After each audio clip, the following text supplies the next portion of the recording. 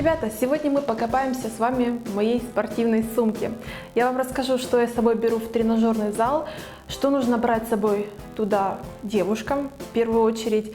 Также расскажу вам о правилах гигиены в тренажерном зале и о правилах этикета. Так что давайте начнем.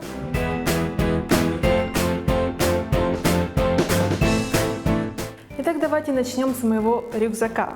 Да, он розового цвета. Я в душе блондинка, я не знаю, и я вообще люблю яркие цвета. Так что даже несмотря хоть малиновый, салатовый, любой цвет, но если он яркий, насыщенный, то я люблю эту вещь сразу же. Рюкзак фирмы Head. В принципе, он мне очень нравится, очень вместительный. Тут всего два отдела, один большой и один такой боковой маленький, но у меня сюда все вмещается. И вы даже не поверите, сколько тут может поместиться вещей. И каждый раз я собираю его именно так, как я вам сейчас покажу. Ничего по-другому у меня быть не может. Может, какие-то, если новые вещи я покупаю, то у меня он пополняется. И это возможно. Да, с собой я беру обязательно наушники, и я в них и еду в тренажерный зал, так что они всегда у меня здесь висят. Так, ну что, давайте тогда открывать самое большое отделение. Так, что у меня здесь в первую очередь? В первую очередь у меня здесь мочалка, тоже розовая, я не знаю почему. Ладно, пусть будет розового цвета. Розового цвета у нас мочалка. Поехали дальше. В общем, дальше крем, увлажняющий крем. Я его покупаю уже не знаю который раз. Флорена, самый дешевый, наверное, он не очень дорогой, простой увлажняющий крем. У меня и Дима им мажется, и я им мажусь.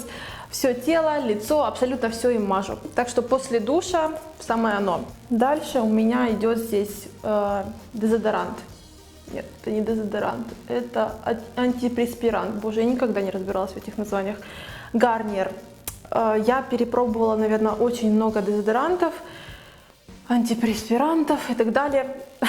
В общем, этой марки, наверное, мне больше всего нравится. Почему? Во-первых, потому что он жидкий, вот такой вот. Запах у него нейтральный, то, что нужно для тренажерного зала. Потому что если какой-то очень ядреный запах, вы просто убьете всех наповал в тренажерном зале, а этого нам не нужно. Я вообще это искала с розовой, не потому что она розовая, с розовым ободком, потому что он мне больше нравится. Там он не оставляет следов на черном и цветном. Этот, конечно, запах у него лучше, он не такой ядреный, как у того, по-моему, я уже плохо помню, но этот мне не понравился тем, что он все-таки немного оставляет следы. Я все еще ищу с розовой крышечкой, найду, обязательно его куплю. Так что мне нравится именно этот. Так, и дальше у меня здесь гель для душа, Palmolive, тонизирующий с грейпфрутом. Да, я люблю такие запахи, именно ядреные, именно для душа, после тренировки, чтобы точно уж никого не пугать и хорошо потом действительно пахнуть. Так что отлично. Так, дальше идут сами перчатки, обязательно. Я их очень часто забываю. Да, вот единственное, что я могу забыть, это почему-то перчатки. А они, в принципе, очень важны, потому что потом у меня все руки в мозолях.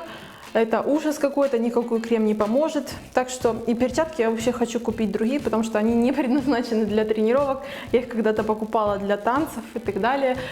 В общем, для тренажерного зала нужно все-таки поплотнее, чтобы они были. Но как бы на первое время мне тоже пойдет. Так, и дальше у меня такой загадочный пакетик. Здесь носочки для занятий и, в принципе, обычные белые коротенькие носки. И нижнее белье. Дальше у меня здесь топик, самый обычный, опять малиновый. В принципе, я иногда беру и топики, и маечки. И майки я в основном ношу, когда у меня день кардио, и я буду конкретно потеть. И чтобы никого не смущать и так далее, я одеваю майки. А так в обычный день у меня все-таки идут топики разноцветные. Я люблю каждый день все-таки менять одежду. Если я, допустим, сегодня в этом занимаюсь, на следующий день я не могу. Ну, как, в общем, типичная девочка. Я стараюсь все-таки как-то разнообразить свою одежду спортивную. Так, и дальше у меня здесь идут лосины, самые обычные, простецкие серые лосины. Я их очень давно искала, на самом деле, и мне они безумно нравятся. Здесь тоже такая вот строчка идет красивая по бедру, вот она очень красиво выделяется. фигуру, и вообще хорошо они сидят, мне нравится. Так что вообще, мне кажется, лосины, леггинсы, или как еще называют, должны быть у каждой девушки для тренажерного зала, потому что они очень легко сидят и ничего никогда не стесняют движений. И, допустим, когда вы приседаете или какое-то любое упражнение делаете, вы не думаете о том, что у вас что-то где-то треснет. И вам легко, у вас ничего, да, не стесняет ничего движения.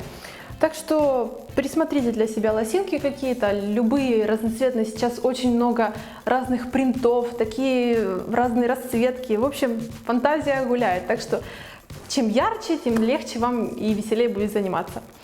Так, дальше у меня идут пакетики такие. Большой пакет, я вообще не знаю, как он у меня сюда влазит. Здесь идет маленькое полотенечко. Это у меня, так, секунду, идет, вот оно небольшое совершенно. Обязательно я его беру с собой уже в сам тренажерный зал. Оно у меня идет и подстелить под какой-то тренажер, что мало ли кто там занимается, может он после себя не вытирает и так далее. В общем, это должно быть у всех. Какое-то маленькое, темное, желательно полотенце. Вы и под свой вытираете им, и подкладываете под себя там в какой-то тренажер, там на скамью или что-то еще. И большое полотенце, ну, я не буду его доставать так, оно очень большое, это уже после душа. Да, вытираемся и складываем его обратно в пакетик. Так, и последнее в моем большом отделе это вот кроссовочки, да, они в таком пакетике у меня, даже не пакетики, а просто тканевый такой мешок. Это мои Nike. Да, мне больше всего нравится в них заниматься. Вообще обожаю эту фирму, если честно. Они обалденно делают обувь, и подошва здесь очень удобная. Я их вообще не чувствую. Они как раз с такой рифленой здесь подушечка и проветривает хорошо ножку. Так что отлично, мне эти кроссовки прям по душе. Так, поехали дальше. Это был большой отдел. И остался маленький. Тут самая такая мелочь. Здесь у меня идут такие лямочки. Это я их беру, когда у меня становая тяга, потому что руки очень быстро устают. И, в принципе, ну, я думаю, многие знают, да, за штангу хватаемся. И так нам легче поднимать саму штангу. И здесь у меня абонемент мой, конечно же. Иногда забываю его, но бывает. Блеск для губ. И банан. Да, он уже немножечко такой потасканный. Иногда ломается что-то у меня там, проливается вода, что-то. Ну, бывает. Иногда не прослежу что-то, не закручу. И вообще тогда веселуха вообще. Так что бананчик или яблоко, обязательно какой-то углеводик съедаю после тренировки. И, конечно же, единственное, что мне не помещается в мою огромную сумку, это огромная бутылка воды. Это я отдаю обычно Диме, потому что мы вместе с ним ходим в тренажерный зал, у него своя сумка. Так что эту бутылочку я отдаю ему обычно, самые тяжелые вещи. Водичка обычно совершенно очищенная, без никаких газов и так далее. Практически вся она у меня и уходит за целую тренировку. В принципе, вот что находится в моей спортивной сумке. Сейчас она легкая, пустая, но когда все это помещается в нее, поверьте, это все очень тяжело нести и туда, и обратно после тренировки. Так что напишите в комментариях, что вы носите с собой в тренажерный зал, мне будет очень интересно почитать. А теперь давайте поговорим с вами о гигиене в тренажерном зале и о этикете. Конечно, все эти вещи, рюкзаки, тренировки, правильность их выполнения, все это очень хорошо, но когда ты приходишь в тренажерный зал непонятно в чем, непонятно, как ты себя ведешь, и непонятно, чем от тебя пахнет, то это все просто перечеркивается, и отношение к тебе становится просто ужасным. Тебя начинают ненавидеть. Так что давайте разберемся, как правильно себя вести в тренажерном зале и какая гигиена ваша должна быть в тренажерном зале. Первое, что касается одежды для девушек. В первую очередь, мне кажется, что ваша одежда должна быть комфортной для ваших занятий. Допустим, если вы занимаетесь, у вас что-то торчит, лезет, вылазит, там где-то у вас расходится, то никакого нормального тренинга с этого не выйдет. И в первую очередь подбирайте одежду по вашему размеру, какой он сейчас на вас. Не покупайте себе супер узкие топики, в которых вы хотите влезть. Покупайте те топики, в которых вам будет удобно заниматься. Потом, конечно же, вы купите топик вашей мечты или леггинсы, лосины вашей мечты. А пока занимайтесь в том, в чем вам удобно. Конечно же, ваша одежда должна быть чистой. Ни в коем случае не занимайтесь в одежде, которая уже пропахлась потом, неизвестно сколько лежала в вашей тренировочной сумки. Во-первых, всегда после тренировки разбирайте вашу сумку, всегда вынимайте одежду и сразу же ее в стирку кидайте. В первую же очередь, вы же девушки. Также хочу сказать про кроссовки и носочки. У вас отдельно должна быть спортивная обувь и отдельные носки. Ни в коем случае не занимайтесь в тех кроссовках, в которых вы пришли. Что касается вашего лица, то у вас должно быть или минимум косметики, или не быть ее вообще. Во время тренировки наша кожа дышит. И, конечно же, если мы намажем на лицо кучу тонального крема, покроем ее штукатуркой, наши поры будут забиваться. И у нас будут, конечно же, появляться прыщи. А этого нам не нужно. Мы хотим выглядеть красиво не только телом, а еще и лицом. Также хочу уделить немного внимания вашим ноготкам. Я никогда не понимала эти когти, грабли, как еще назвать, огромные нарощенные ногти. Может, это было модно и красиво когда-то, но сейчас, пожалуйста, старайтесь в тренажерном зале особенно избегать этого всего. Во-первых, это пугает других людей, мне кажется, и тем более, если вы застрянете в каком-то тренажере, поверьте, вам будет очень больно. Что касается духов и дезодорантов, здесь, пожалуйста, будьте очень внимательны, потому что когда пот смешивается с дезодорантами и духами, становится просто очень хорошо всем, и вам, и окружающим в тренажерном зале. Так что, мне кажется, лучше от духов вообще отказаться, а если все-таки у вас дезодорант, то выбирайте его какого-то нейтрального запаха. Конечно же, при вас может быть, во-первых, бутылка с водой, какой-то блокнотик или еще что-нибудь, какие-то ваши личные вещи. Не кладите их ни в коем случае на какой-то тренажер, посреди зала просто кинуть. Есть какие-то специально отведенные места для этого, какие-то полочки или возле самой администрации. Положите ваши вещи там, поверьте, никто их не украдет. Никогда не берите без спроса блины у какого-то другого спортсмена или какие-то гантели.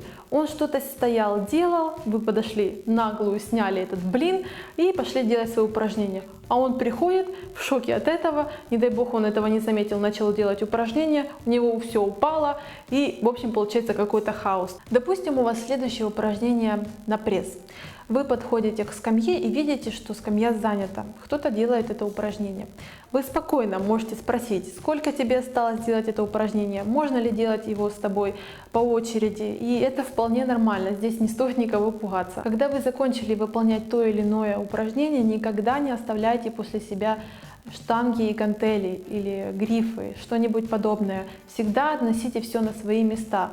Если техничка работает в этом тренажерном зале, поверьте, ей очень тяжело приходится все это убирать. Так что давайте наводить порядок вместе. Если вы сильно потеете, пожалуйста, используйте полотенце. Маленькое полотенечко, которое всегда должно быть при вас. И всегда после себя протирайте тренажер. При выполнении упражнений, как бы оно трудно вам ни давалось, не кричите матом, не кричите, спокойно выполняйте. Вам тяжело, да, но не пугайте других людей. Если в тренажерном зале к вам подошел парень или девушка и просит вас помощи, помочь ему в технике упражнений, посмотреть на него со стороны или просто подстраховать, то, пожалуйста, помогите. Все мы люди, мы должны помогать друг другу. И последнее. Всегда занимайтесь с хорошим настроением. Здоровайтесь, прощайтесь со всеми, держите атмосферу счастья и праздника какого-то. И тогда у вас действительно все получится. А я с вами прощаюсь. Всем удачи. Пока!